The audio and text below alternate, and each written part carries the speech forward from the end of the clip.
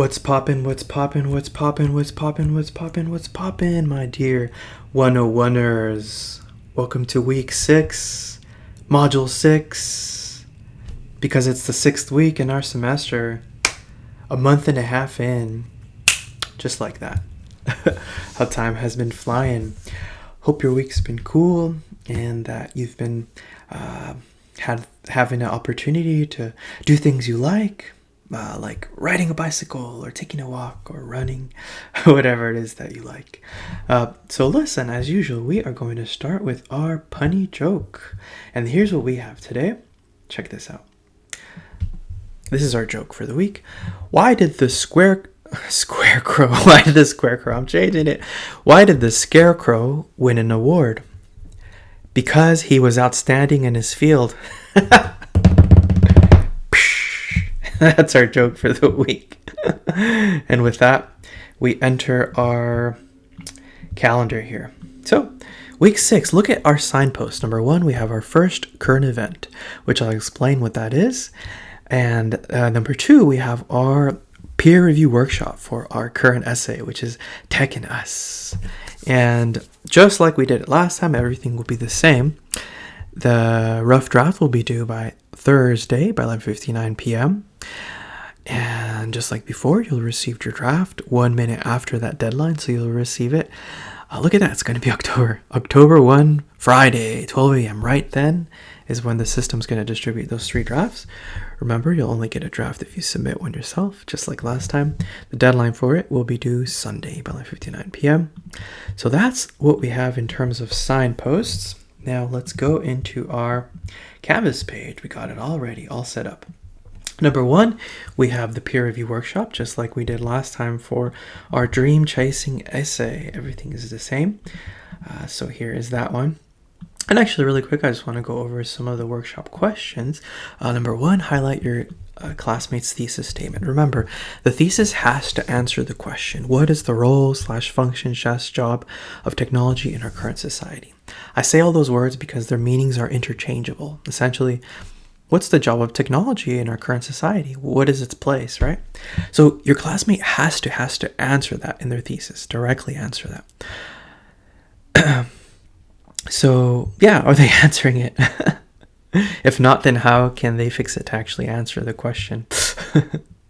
If they don't have an explicit thesis, then what would you suggest they write based upon what you read in their body paragraph? So actually, you can even read where it is that they're going, and maybe if they don't have a thesis, then you can suggest, you're like, hey, listen, based on what I was reading, it seems to me like this is what you're presenting. This is your thesis. Go ahead and outright just say it in your thesis, okay? So the thesis is the most important part of the essay. Remember that it's the heart of everything. It's the writerly project. So transitions, look at transitions. How are they doing? Remember that transitions are bridges. They're points of commonality from one topic to the next. And that's just as much within the paragraph, if you're going from one topic to the next within the paragraph, and also from one paragraph to the next, right? Sometimes, like, even though it all relates somehow to the thesis, but like one topic and the other aren't necessarily related unless you state just how it is. So you want to always create that point of commonality, that bridge between them. So watch for that. Just like what we did with our fortnight assignment, remember way at the start of our semester. Okay, so watch for that. If they are bringing in any sources, anything like, I don't know, maybe figures or statistics or anywhere else that they're drawing information from, are they properly citing them? Are they saying what is the source? Is it an article? Is it a book? Is it an interview? Is it a documentary? Are they saying what it is? Are they saying the title of it? And are they saying the author? And also, if they're using direct quotes, then are they properly using quotation marks, right? Remember our lesson on intertextuality. Give credit where credit is due. Super important. Where's the draft strong, and what areas could use more work? Let them know how they could strengthen these areas. And anything else you'd like to add? So those are our questions for our second peer review workshop. Next one is our current event, our first one. And I will explain just what that would entail. It's a really easy thing. So first of all, let me tell you why I'm assigning this. Well, our class is writing, right? It's about writing. It's about the work of writing. It's about how writing works, all that jazz. So this is a cool opportunity to work backwards and see how writing is working in action, right? So you ready for the task? Step 1, choose a current article.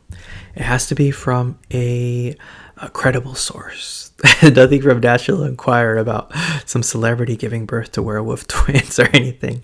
So a credible source, a current article, okay? Current. About something that you like. If you're into sports, now that Messi's with Paris Saint-Germain, maybe you could find an article on that.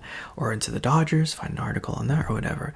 If you're into technology, then you could write something about the chip shortage or something, why I still can't get a PS5 or whatever, what's happening in the world of tech. If you're into health science, maybe you want to go into nursing, what's happening with our virus, with our pandemic, or whatever else you're interested in. If you're into economy, what's happening with the economy. If you're into makeup, find an article on makeup. If you're into music, is there a cool band that's going on tour or they released a new album? If you're into movies, find an article about some movies, something that pertains to movies.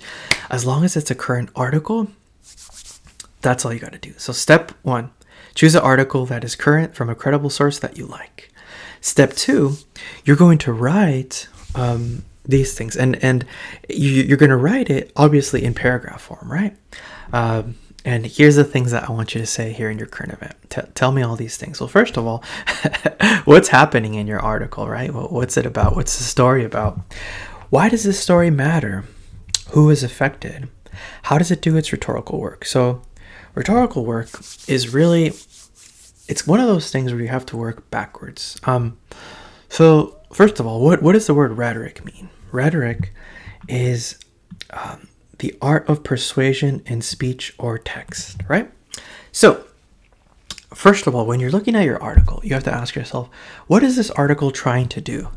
Maybe you're looking at an article about why Mookie Betts is such an invaluable player for the Dodgers and why he's so important. So maybe they're trying to persuade us, the reader, to see it this way, right? So when we say this, how does it do its rhetorical work? We're looking at just what the writer is doing to accomplish that goal, right? So I actually have this little handout that talks about rhetorical devices. Rhetorical devices are some common moves that writers do to accomplish their goal. And when it opens, I will show you. Actually, I know what to do. Sometimes when that happens, guys, if you just click download, then it opens much more quickly. See what I mean? I don't know why, but it just does. Okay, so let's open the Word document. So here are rhetorical devices. Number 1, logos. So logos, what's neat about these rhetorical devices is that 2 of these 3, actually the first letters sound like a lot what it means, right? So logos, log, is logic, right? So an appeal to logic, an appeal to logos. Perhaps let's return to your example. Maybe you're looking at an article of why Mookie Betts is so invaluable to the Dodgers. If they're bringing in statistics, if they're bringing in batting averages, if they're bringing in numbers, something empirical and concrete, then they're appealing to our logic. So that's an appeal to logos. That is using the rhetorical device of logos. Ethos. Look at this. Look at these letters. ETH.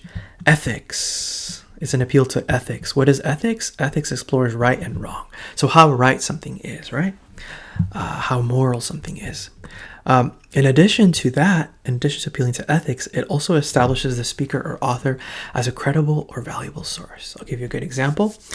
In my class, some semesters ago, we were looking at Martin Luther King's speech, I Have a Dream, who gave that speech at his March on Washington in front of the Lincoln Memorial. And he, before he went up, he was actually introduced as, ladies and gentlemen, with you, our nation's moral leader, Dr. Martin Luther King. See, calling him that, our nation's moral leader, that is establishing him as a credible or valuable source. And that is ethos at work. So, okay, I got this little example a little bit more about ethics, like the scientific community should really consider whether or not it's ethical to clone a sheep. So how right or wrong. So in addition to how right or wrong something is, also it's an appeal to establishing the author as a credible source, right? Last one is pathos, and this is an interesting one. This is the one that actually does not have the first letters that sound like what it is, but I'll actually give you a little explanation. So look. The word pathos. Let's look at this. Okay, check this out. Pathos comes from Greek for suffering or experience. Actually, this is the one I was looking for, the Merriam-Webster one. Okay, the Greek word pathos means suffering, experience, or emotion. It's funny that all these are grouped together, right? Because I think, wow, it's like if you let yourself only go by your emotions and become hysterical, then it's funny that the word suffering is part of the same meaning under pathos, because you'll be suffering if you just let yourself go and become hysterical and I guess lose your capacity to think and rationalize. It makes me think of that all the time. So pathos, since it has that meaning of emotion, then that's what that is. An appeal to pathos is an appeal to emotion. So if, for example, you're reading an article about why you should boycott a certain company, because maybe it's a hairspray company, I don't know, because maybe they are doing animal testing and they're doing all these horrible things to animals in their laboratories, right? So that is appealing, actually it's doing both things, appealing to our ethics, to our ethos, and tugging at our heartstrings. If something's tugging at your heartstrings or making you feel a certain way, it's being intentional. Maybe it's using very intentional words to elicit specific emotional responses, like get you angry or feel indignation. Or sad. That's an appeal to pathos. That is emotion. So I am giving you these tools so that when you look at this and when we talk about how is the story that you're looking at doing its rhetorical work, you have some words that you can utilize. So that's what we mean. So first of all, try to think, okay, what is the whole point? Like, what is the writer trying to do in this story? Maybe, okay, so right now I just saw a story, like we have a drought in the southwestern United States. So maybe if it's on the front page of your newspaper that you chose, then maybe just the point is just to inform us, right? And to tell us what it is that we can do to help towards this, right? So then how are they doing their work? If they're presenting us with information like numbers and figures, an appeal to logos. If they are, making us see how wrong this is because we've somehow contributed to it, then that's ethos. If they're tugging at our heartstrings by making us feel a certain way, then that's pathos. So now that you have that in your toolbox, you can pepper those words in. So basically what we're asking about this is pay attention to the words that they're using. And how are those words accomplishing whatever their goal is as a writer? Pay attention to whatever else they're doing to accomplish their goal, right? Okay, genre, think about what kind of genre is this? Because within each genre, there's a type of function, there's a type of act that the writer is trying to perform. For example, the genre of the wedding invitation has the action or task of letting wedding guests know that there's a wedding, right? Informing them, letting them come. The genre of an opinion piece has the objective of maybe sometimes persuading or just presenting an opinion so as to try to maybe change legislation or whatever. The job of the expository piece, which we see at the front page a lot with stories, that exposes the information to us, right? But yeah, just think about what the genre is with the aim of being able to think about what is the writer trying to do in their story that you chose, right? Yeah, think about the genre. How do you know it's that genre? Like, think about it. What's your okay, here's the big one. So notice how all this is just reporting. I'm just talking about, okay, what's happening in it? What's the writer trying to do in this article? How are they accomplishing that? Why is this an important article? Who's affected? And then the other one is the reaction. This is an important part. You're not just going to report, so here's what's happening. You also got to respond, right? What's your reaction? Why do you care? What drew you to the story, right? Does it affect you? How does it make you feel? So respond to it, right? That's very important. It's not just reporting, but you're responding to it. Does it have a global implication? So sometimes some stories have global implications, such as, for example, maybe you're covering a story on a meeting between two world leaders about something that pertains to like nuclear armaments, nuclear weapons. Whoa, that has massive global implications. Some stories do, others don't. Let's just bear that in mind. So these are just guiding questions to help write your current event. Just in paragraph form. Tell me what's going on in the story. Tell me what's the whole point of the writer. Tell me how the writer is accomplishing that whole objective, their whole point, their whole task, and then respond to it. Why it matters to you, why it's important, why it's a big deal.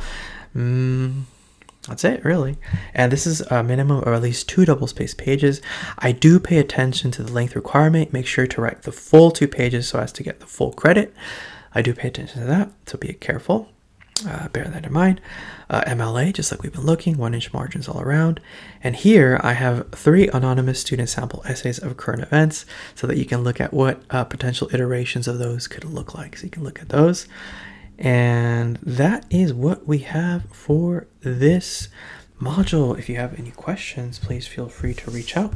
Remember also that I'm always available for a Zoom conference meeting. Just let me know if you ever want to set one up. With that, I wish you a lovely, lovely week. And now that it's cooling down, enjoy the incoming freshness. See you guys.